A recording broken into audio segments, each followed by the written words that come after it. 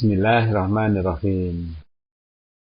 Terjemahan buku Ihya Ulumuddin karya Imam Al-Ghazali. Cetakan tahun 1998.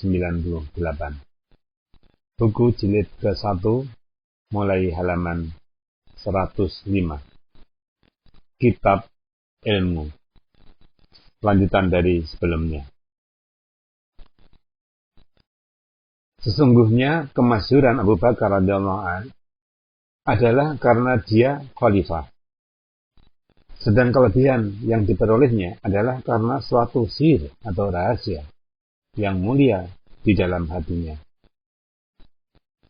Kemasyhuran Umar radhiyallahu anhu adalah disebabkan siasah atau politik, dan kelebihannya adalah disebabkan ilmu mengenal Allah yang mati 9/10 daripadanya dengan kematiannya. Dan disebabkan maksudnya mendekatkan diri kepada Allah Ta'ala dalam pemerintahan, keadilan, dan kasih sayangnya kepada makhluk Allah. Dan itu adalah keadaan batin dalam rahasia dirinya.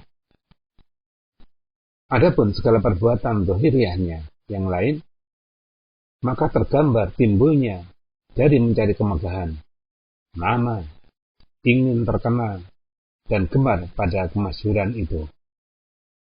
Maka adalah kemasyhuran itu pada yang membinasakan.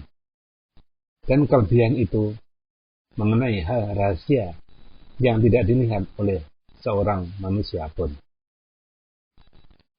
Maka para ahli ilmu fikih dan ilmu kalam adalah seperti khalifah, qadhi atau hakim, dan ulama. Mereka itu terbagi-bagi. Ada di antaranya yang dikehendaki oleh Allah Ta'ala dengan ilmunya, fatwanya, dan pertahanannya akan sunnah Nabi. Dan ia tidak mencari dengan yang demikian itu keriaan dan kemasyhuran nama. Mereka lah yang memperoleh keridhaan Allah. Dan kelebihan mereka pada sisinya, karena telah berbuat sepanjang ilmu mereka, dan karena kehendak mereka akan wajah Allah dengan fatwa dan pandangannya.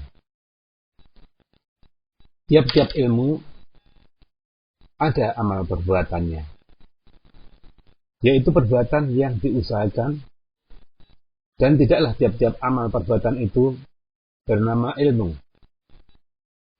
Seorang tabib atau dokter sanggup mendekatkan dirinya kepada Allah Ta'ala dengan ilmunya.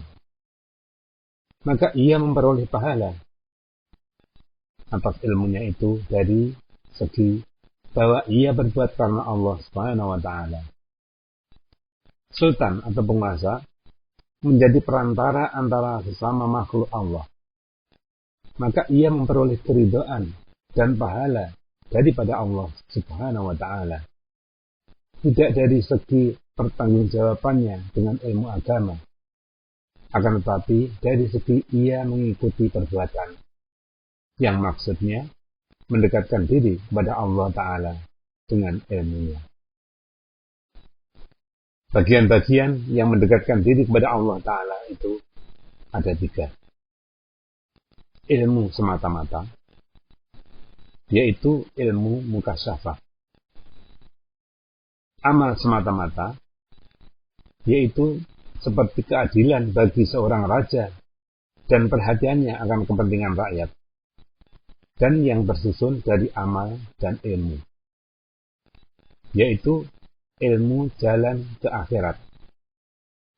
Yang mempunyai ilmu tersebut adalah sebagian dari ulama dan orang-orang yang beramal. Maka perhatikanlah kepada dirimu sendiri. Adakah engkau pada hari kiamat nanti dalam golongan ulama Allah, atau yang beramal pada jalan Allah, atau dalam golongan kedua-duanya? Maka jadikanlah bagianmu bersama kedua golongan itu. Maka inilah yang lebih penting kepadamu daripada turut-turutan untuk semata-mata kemasyhuran, seperti kata orang, ambillah apa yang engkau lihat, tinggalkanlah sesuatu yang didengar. Untuk mengetahui matahari terbit, engkau memerlukan bintang Zuhal. Akan kami nukilkan dari riwayat hidup ulama-ulama fikih terdahulu, di mana Anda akan mengetahui nanti bahwa orang-orang yang menganut mazhab mereka telah berbuat zalim terhadap mereka dan menjadi musuh terbesar dari ulama-ulama itu pada hari kiamat. Para ulama yang terdahulu itu tidak bermaksud dengan ilmunya selain wajah Allah Ta'ala. Dari hal ihfal mereka dapat dipersaksikan apa yang menjadi tanda-tanda ulama akhirat, sebagaimana akan diterangkan nanti pada bab tanda-tanda ulama akhirat. Mereka tidaklah semata-mata untuk ilmu fikih, tetapi mereka berbuat dan memperhatikan akan ilmu yang berhubungan dengan hati. Bahkan, mereka telah dipalingkan dari mengajar dan mengarang oleh apa yang telah memalingkan para sahabat dahulu dari mengarang dan mengajar fikih. Padahal mereka itu adalah ulama fikih yang berdiri sendiri dengan ilmu fatwa. Yang memalingkan dan yang mengajak itu diyakini dan tidak ada perlunya disebutkan di sini. Sekarang akan kami sebutkan kata-kata ulama fikih Islam, di mana akan Anda ketahui bahwa apa yang kami sebutkan itu tidaklah mengecam mereka, tetapi adalah kecaman kepada orang-orang yang menyatakan dirinya mengikuti dan menganut mazhab mereka. Karena orang itu menyalahi dan perbuatan dan perjalanan dengan para ulama fikih itu. Adapun ulama fikih yang menjadi pemimpin ilmu fikih dan pahlawan umat, yakni mereka yang banyak pengikutnya pada mazhab-mazhab itu, adalah 5, yaitu As-Syafi'i, Malik, Ahmad bin Hanbal, Abu Hanifah, dan Sufyan Ats-Tsauri. Rahmat Allah kiranya kepada mereka sekalian. Masing-masing mereka adalah abid atau kuat beribadah, zahid, tidak terpengaruh oleh dunia, alim dengan semua ilmu akhirat, paham akan kepentingan umat di dunia, dan menghendaki dengan fikihnya itu akan wajah Allah Ta'ala. Ini 5 perkara di mana yang diikuti oleh ulama fikih sekarang dari seluruhnya hanya 1 perkara saja, yaitu memberi tenaga dan bersangatan membuat fikih itu bercabang-cabang. Karena yang 4 perkara itu tidaklah layak melainkan untuk akhirat. Dan yang 1 perkara itu adalah untuk dunia dan akhirat. Jikalau dimaksudkan dengan dia itu akhirat, maka sedikitlah kepentingannya untuk dunia. Ulama-ulama fikih itu memberi tenaga dan mendakwakan dirinya serupa dengan imam-imam besar itu. Alangkah janggalnya membandingkan malaikat dengan tukang-tukang besi. Marilah sekarang kami bentangkan hal ihwal mereka yang menunjukkan kepada 4 perkara tadi, karena pengetahuan mereka tentang fikih itu terang. Adapun Imam Syafi'i radhiyallahu anhu, maka yang menunjukkan ia seorang abid adalah riwayat yang menerangkan bahwa ia membagi malam 3 bagian. Sepertiga untuk ilmu, sepertiga untuk ibadah, dan sepertiga lagi untuk tidur. Berkata Arabi, adalah Imam As-Syafi'i radhiyallahu anhu menghatamkan atau menamatkan bacaan Al-Quran dalam bulan Ramadan 60 kali. Semuanya itu dalam salat. Al-Buaiti, salah seorang sahabatnya, menghatamkan Al-Quran dalam bulan Ramadan tiap-tiap hari sekali. Berkata Al-Hasan Al-Karabisi, aku bermalam bersama Imam Asy-Syafi'i bukan satu malam. Dia melakukan sholat hampir sepertiga malam. Tidak aku lihat dia melebihkan dari 50 ayat. Apabila dia perbanyak, maka sampai 100 ayat. Apabila ia membaca ayat rahmat, lalu berdoa kepada Allah Ta'ala untuk dirinya sendiri dan untuk sekalian kaum muslimin dan mukminin. Dan apabila ia membaca ayat azab, lalu memohonkan perlindungan dan kelepasan daripadanya untuk dirinya dan untuk orang mukmin.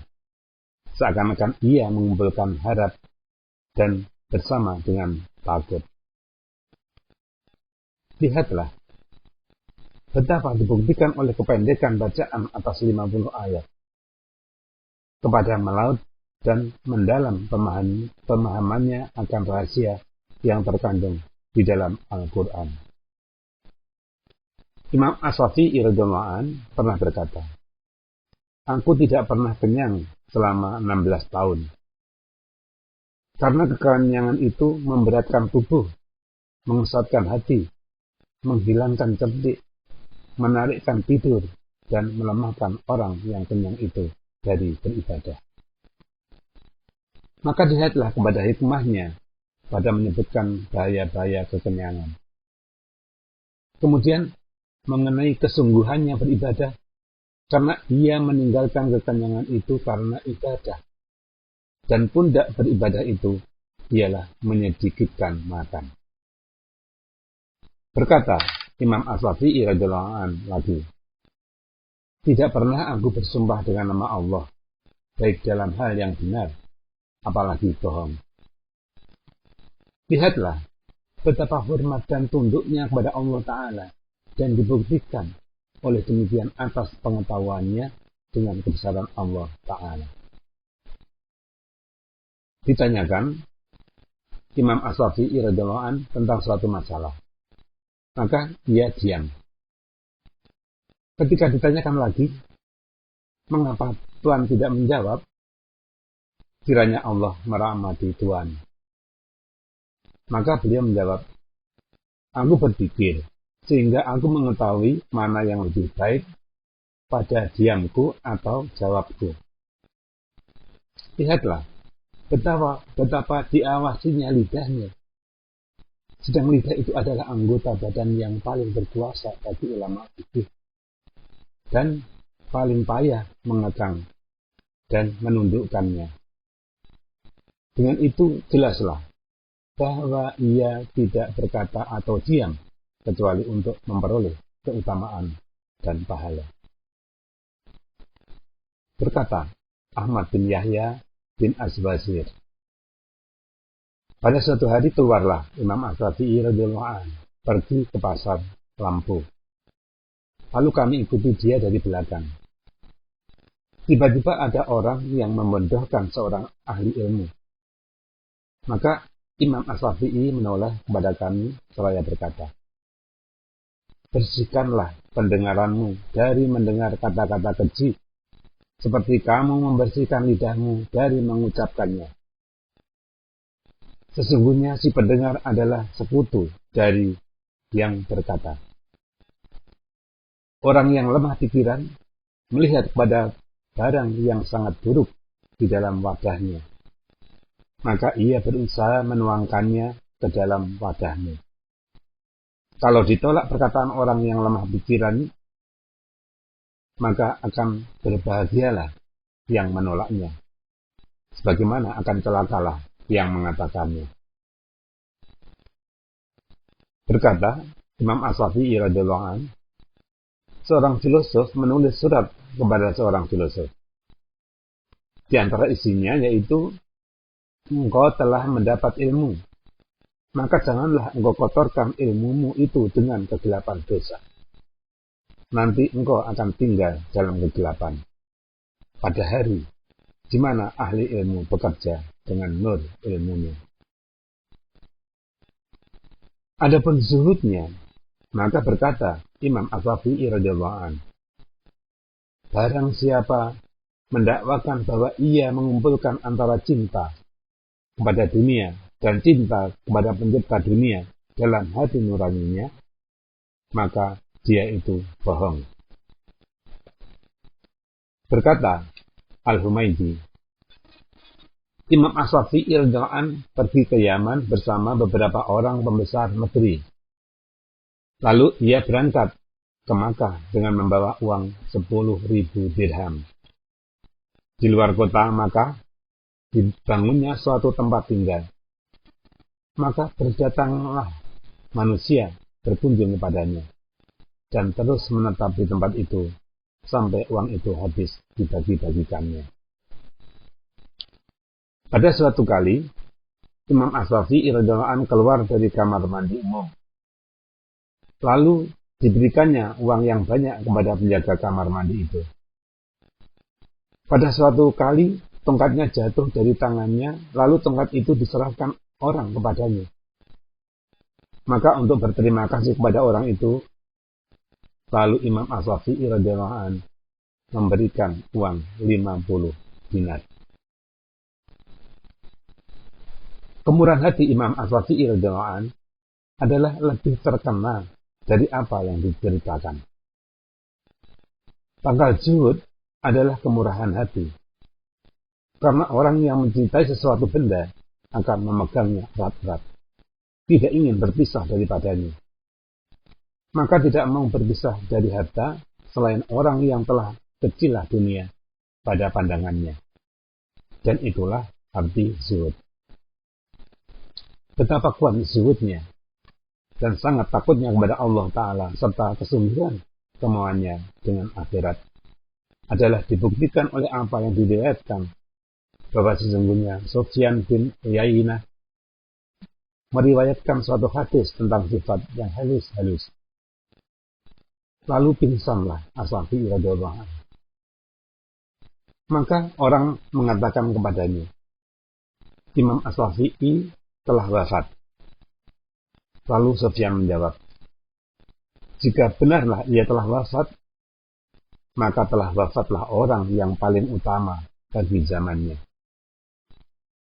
Dan apa yang diriwayatkan Abdullah bin Muhammad Al-Balawi dengan katanya, adalah aku dan Umar bin Nabatah duduk memperkatakan tentang orang abid dan orang zahid.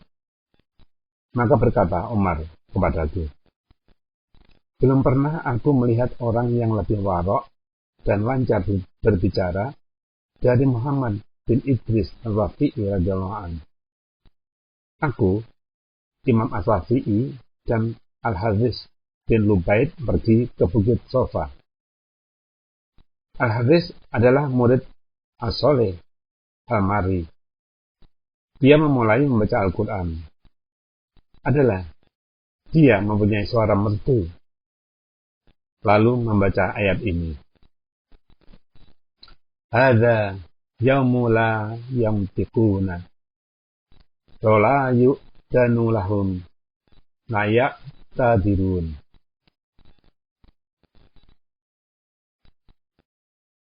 Artinya, inilah hari yang dikala itu mereka tiada dapat berbicara. Dan kepada mereka tiada diberikan keizinan. Sehingga mereka dapat memajukan keberatan atau pembelaan. Surat Al-Mursalat ayat 35-36. Maka aku lihat Imam Syafi'i radhiyallahu anhu berubah warna mukanya, berkerut kulit keningnya, badannya gemetar, lalu jatuh tersungkur. Ketika ia sadar kembali, maka ia berkata, aku berlindung dengan Engkau ya Allah, dari tempat berdirinya orang-orang dusta dan penyelewengan orang-orang lena. Ya Allah, kepadamu jua tunduk hati orang-orang alijin atau orang yang mengenal Allah, dan membungkuk kerendahan diri orang-orang yang rindu kepada Engkau. Tuhanku, anugerahilah kepadaku limpah karuniamu. Muliakanlah aku dengan lindunganmu. Maafkanlah keteledoranku dengan kemurahanmu. Abdullah bin Muhammad Al-Balawi menerangkan, kemudian ia pergi dan kami pun pergi. Tatkala aku masuk Baghdad dan As-Syafi'i radhiyallahu anhu masih di Irak, maka aku duduk di tepi sungai mengambil wudhu untuk sholat. Tiba-tiba lewat di sampingku seorang laki-laki seraya berkata kepadaku, "Ya saudara, berwudhulah dengan baik.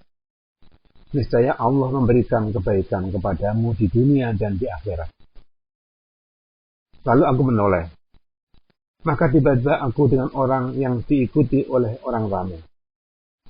Maka bergegas-gegaslah aku berwudu dan mengikutinya dari belakang. Maka ia memandang padaku seraya bertanya, "Adakah bagimu keperluan?" "Ada," jawabku.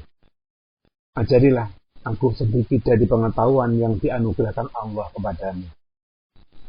Maka ia menjawab, "Ketahuilah, orang yang membenarkan Allah niscaya terlepas dari bahaya.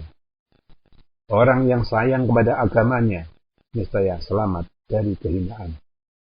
Orang yang zuhud pada dunia niscaya tetaplah dua matanya memandang pahala daripada Allah Ta'ala pada hari esok." Apakah aku tambahkan lagi? "Ya," jawabku. Lalu ia menyambung, "Orang yang ada padanya tiga perkara, maka sempurnalah imannya. Orang yang menegakkan amar ma'ruf terhadap orang lain dan terhadap dirinya. Orang yang menjalankan nahi mungkar terhadap orang lain dan terhadap dirinya. Dan orang yang menjaga batas-batas yang ditentukan Allah Ta'ala." Apakah aku tambahkan lagi? "Ya," jawabku. Maka ia menyambung, "Hendaklah kamu zuhud di dunia dan gemar ke akhirat. Dan benarkanlah akan Allah Ta'ala dalam segala pekerjaanmu. Niscaya engkau terlepas serta orang-orang yang terlepas dari segala mara bahaya." Kemudian ia pergi, lalu aku tanyakan, "Siapakah orang itu?" Maka menjawab orang banyak, "Itulah Imam As-Syafi'i." Lihatlah, Imam As-Syafi'i radhiyallahu anhu jatuh tersungkur, kemudian perhatikanlah kepada pengajarannya. Betapa membuktikan yang demikian itu kepada kezuhudan dan sangat ketakutannya kepada Allah Ta'ala. Ketakutan dan kezuhudan ini tidak datang selain karena mengenal Allah Azza wa Jalla. Allah berfirman, "Innama yakhshallahu min ibadihi ulama." Artinya, sesungguhnya yang takut kepada Allah dari hambanya ialah ulama. Surat Al-Fatir ayat 28. Maka Imam As-Syafi'i radhiyallahu anhu tidaklah memperoleh ketakutan dan kezuhudan itu dari ilmu kitab berjual beli dan sewa menyewa dan lain-lain kitab fikih, tetapi diperolehnya dari ilmu akhirat yang bersumber dari Al-Quran dan hadis, karena hukum dari orang-orang terdahulu dan yang kemudian tersimpan pada keduanya. Adapun tentang kealiman, mengetahui segala rahasia hati dan ilmu-ilmu akhirat, maka Anda dapat mengetahuinya dari kata-kata hikmah yang berasal daripadanya. Menurut riwayat, pernah orang bertanya kepada Imam As-Syafi'i radhiyallahu anhu tentang riya. Maka ia menjawab dengan tegas, "Riya adalah suatu fitnah yang diikatkan oleh hawa nafsu untuk menjunjungi penglihatan mata hati ulama-ulama. Lalu mereka melihat kepada riya itu dengan jahatnya pilihan jiwa, maka binasalah segala amalannya." Berkata Imam As-Syafi'i radhiyallahu anhu, apabila engkau takuti timbul ujub pada amalanmu, maka pandanglah kepada ridho Tuhan yang engkau cari, dan pahala yang engkau gemari, pada siksa manapun yang engkau takuti, pada sehat yang engkau syukuri, dan pada bala yang engkau ingat. Apabila engkau renungkan salah satu dari perkara-perkara tadi, maka kecillah rasanya pada matamu amalanmu itu. Lihatlah bagaimana Imam Asy-Syafi'i radhiyallahu anhu menerangkan hakikat riya dan cara mengobati ujub. Keduanya itu adalah bahaya besar bagi hati. Berkata Imam Asy-Syafi'i radhiyallahu anhu, barang siapa tiada menjaga dirinya, maka tidak bergunalah ilmunya. Katanya lagi, barang siapa taat kepada Allah Ta'ala dengan ilmu, maka bermanfaatlah batinnya.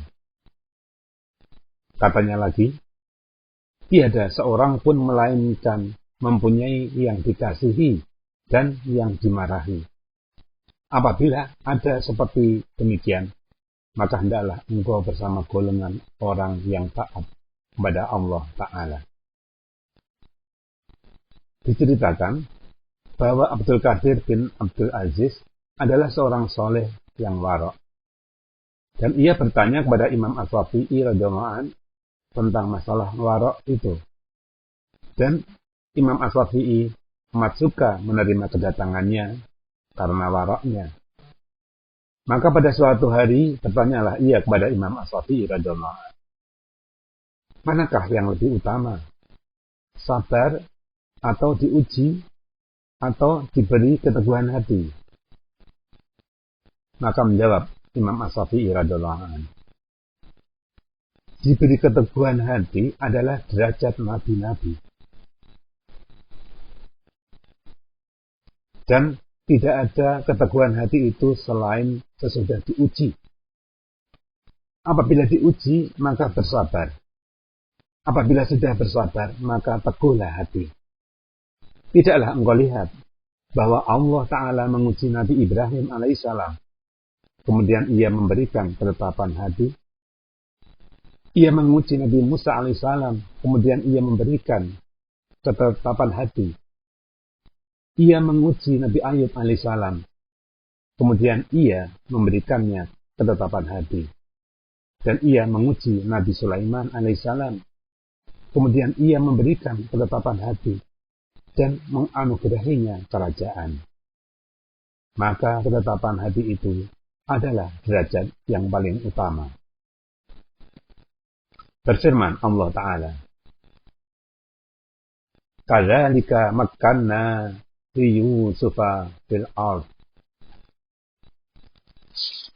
Artinya, dan begitulah kami teguhkan kedudukan Yusuf di muka bumi. Surat Yusuf ayat 21. Nabi Ayub alaihissalam sesudah menghadapi ujian besar, barulah diberi keteguhan hati. Berfirman Allah Ta'ala, wa atainahu ahlahu wa mithlahum ma'ahum. Artinya, kami berikan kepadanya pengikut-pengikutnya dan tambahannya lagi sebanyak itu pula.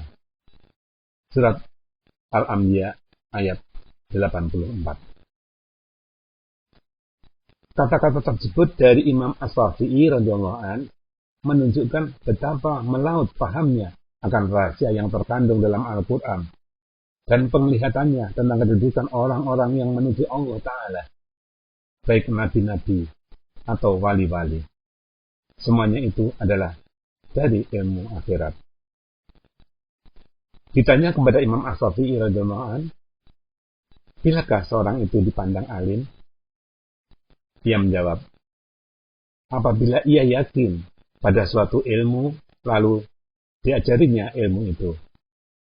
Kemudian ia menempuh ilmu-ilmu yang lain, maka dilihatnya mana yang belum diperolehnya. Ketika itu, barulah dia seorang alim.